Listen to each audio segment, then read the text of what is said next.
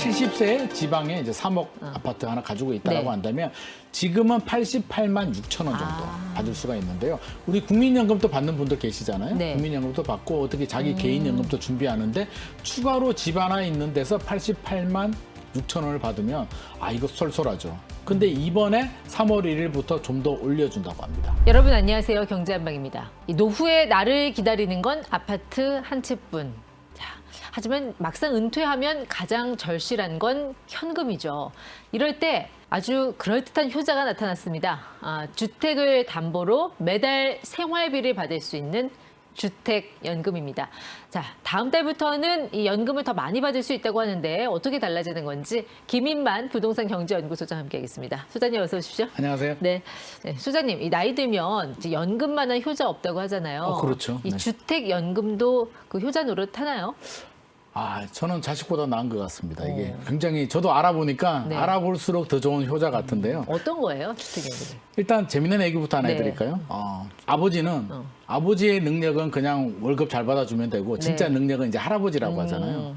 할아버지는 두 종류가 있습니다. 네. 부동산 할아버지가 있고 연금 할아버지가 있는데 예전에는 부동산 할아버지가 인기가 있었죠. 돈 많이 물려주니까 이제 인기가 있었는데 최근에는 연금 할아버지가 더 인기가 있다고 합니다. 용돈 주니까 가면 그렇죠. 과자도 사주고. 따박따박 집에서 돈이 나오니까 그 돈을 받아서 손주 올 때마다 이제 용돈을 주고 며느리한테도 수고했다 용돈 주고 하니까 네. 그럴 마음은 아닌데 나도 모르게 더 자주 가고 싶은 더 오래 본의 아니게, 살았으면 좋겠고. 더 오래 살았으면 좋겠다라는 마음이 드는데 부동산 할아버지 인기는 이거 언제 물려줄지 모르니까 약간 인기가 좀 식는 분이 그 연금 할아버지 방금 집을 담보로 그러니까 이제 생활비를 따박따박 받는 형태의 연금이다라고 하셨잖아요. 그렇습니다. 가장 중요한 건 이제 얼마를 받을 수 있냐 이걸 텐데. 네. 그러니까는 이게 아파트 뭐 가격 뭐 이런 거에 따라 달라지나요? 달라지죠. 이게 일단 가입 요건부터 우리가 좀 알아봐야 되는데 아무나 다 해주지 않습니다. 네. 집 있다고 다 해주면 주택연금의 가치가 없죠. 딱 정해져 있는데요. 기본적인 원칙은 1주택자입니다.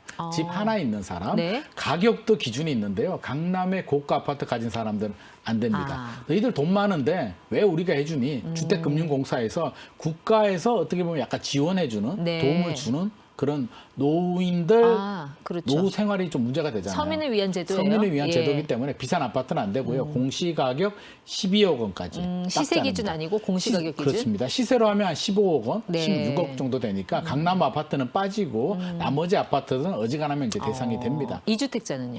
2주택자들 고민되죠. 나는 1주택 아니고 집 2개인데 어떡하지? 라고 고민할 수는 있는데 예외 조항이 있습니다. 원칙은 1주택인데 네. 예외는 2주택 가지신 분들이 있을 수도 있잖아요. 집 하나 팔면 3년 내에 한 개 팔면 네. 1주택으로 간주를 해주고요. 두 번째 집이 2주택이든 3주택이 있는데 내가 작아 시골에 뭐 작은 집들 몇 개 있는데 그걸 다 합쳐도 공시가격 12억이 안 되는 집들은 네. 예외로 봐줍니다. 그러면 주택연금 가입할 수 있다. 가입할 수 있습니다. 70세 지방에 이제 3억 아파트 하나 가지고 있다라고 네. 한다면 지금은 88만 6천 원 정도 받을 수가 있는데요. 우리 국민연금도 받는 분들 계시잖아요. 네. 국민연금도 받고 어떻게 자기 개인연금도 준비하는데 추가로 집 하나 있는 데서 88만 6천 원을 받으면 이거 쏠쏠하죠. 근데 이번에 3월 1일부터 좀 더 올려준다고 합니다. 얼마나 올려줘요?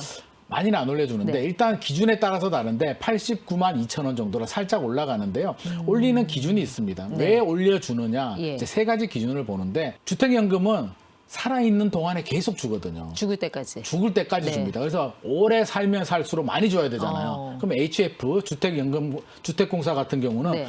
오래 살수록 손해잖아요. 계속 줘야 되는데 그래서 기대 수명이 늘어날수록 금액을 줄입니다. 네. 근데 이번에 늘어난 이유는 집값이 올라갈 가능성이 높다. 담보 가치가 올라갈 가능성이 높다. 그러니까 담보 가치가 올라가니까 그만큼 더 많이 준다 이거죠? 그렇죠. 연금을. 내가 담보 예. 잡은 집이 아까 앞서서 3억이라고 했는데 아무리 봐도 4억 갈 것 같아. 그러면 담보 가치를 더 잡아줄 수도 있잖아요. 그럼 만약에 3억이 아니라 9억이면 그냥 곱하기 3 하면 되는 거예요? 연금 수령액도? 근데 그것도 좀 달라집니다. 네. 금액에 따라서 나이가 많을수록 인상분이 줄어들고요. 주택 가격이 저렴할수록 나이가 젊을수록 조금 더 올려줍니다. 네. 그리고 금리도 좀 내려갈 것 같잖아요. 예. 그래서 이 세 가지를 종합해서 기대 수명은 늘어나나 그러면 줄여야 되는데 집값도 올라갈 것 같고 네. 금리도 내려갈 것 같으니까 HF에서 가만히 보자 좀 올려줘도 되겠네. 근데 올려주는데 나이가 많으신 분들, 네. 집값이 비싼 집들은 예. 조금 나이가 젊은 분들, 집값이 저렴한 집들은 조금 더 많이 올려줍니다.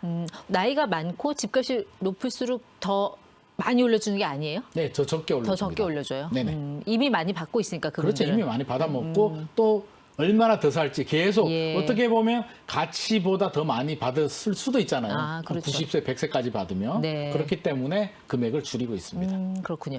자, 그러면 만약에 내가 그 집에 살다가 이사할 수도 있잖아요. 이사할 부득이한 수도 사정으로. 있죠. 예. 근데 그것도 예외 조항으로 이제 기준을 정하고 있는데요. 일반적으로는 그 집에 거주를 해야 되고요. 네. 이사를 하게 된다면 아무래도 뭐 병이나 아, 뭐 다른 정상적인 사유가 있어서 예. 반드시 확인을 받아야 됩니다. 내 마음대로 이사 가면 안 되고요.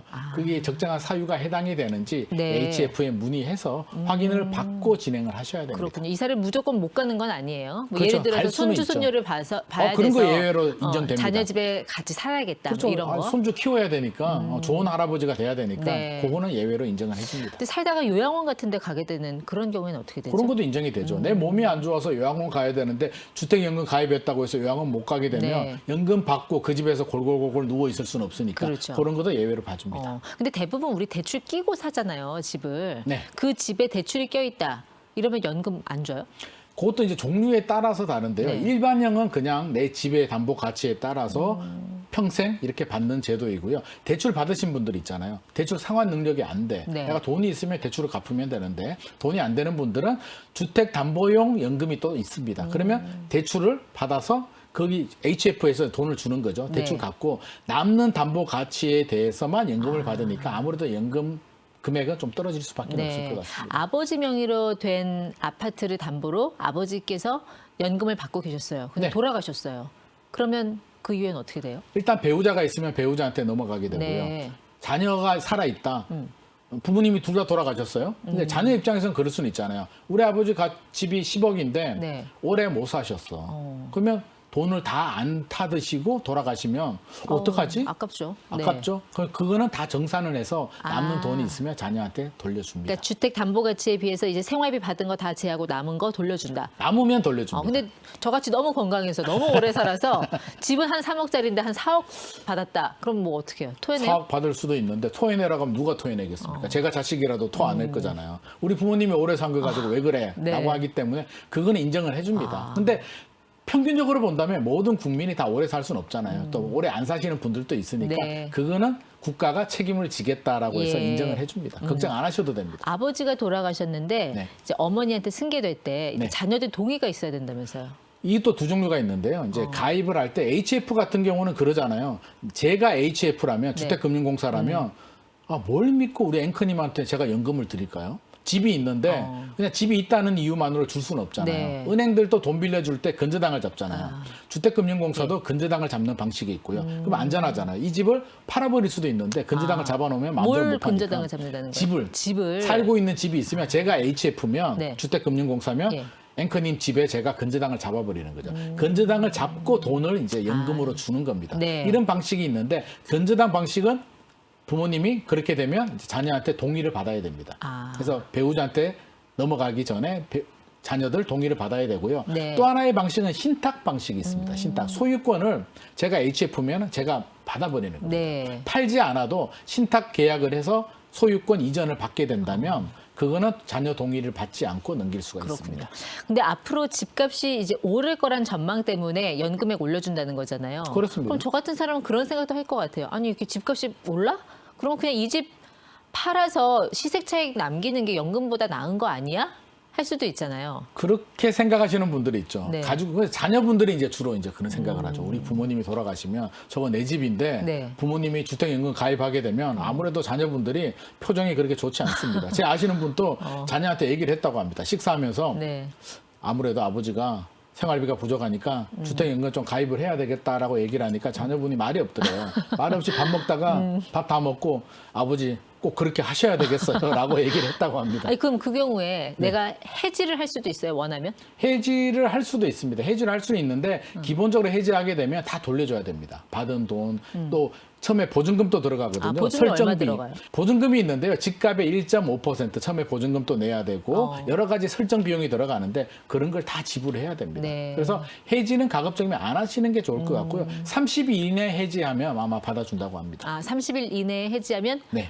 뭐 보증료 이런 거 토하지 않고도 그렇죠. 가능하다. 30일은 좀 봐주는데 아. 지나고 나서 해지하는 거는 저는 연금 받는 게 더 좋을 것 같습니다. 네. 굳이 자녀를 위해서 해지할 필요는 없을 것 다음 같습니다. 달부터 이제 오른다고 하니 나 미리 가입했는데 아까운데 하는 분들은 빨리 지금 해지하면 가능은 하겠네요. 가능은 한데 뭐 굳이 그거 몇천 원 더 받자고 저는 뭐 굳이 그렇게까지 할 필요는 없을 것 같고요. 내 노후를 준비한다면 네. 팁을 드리면 자녀한테 얘기하지 말고 그냥 조용히 가입하는 게 좋을 것 같습니다.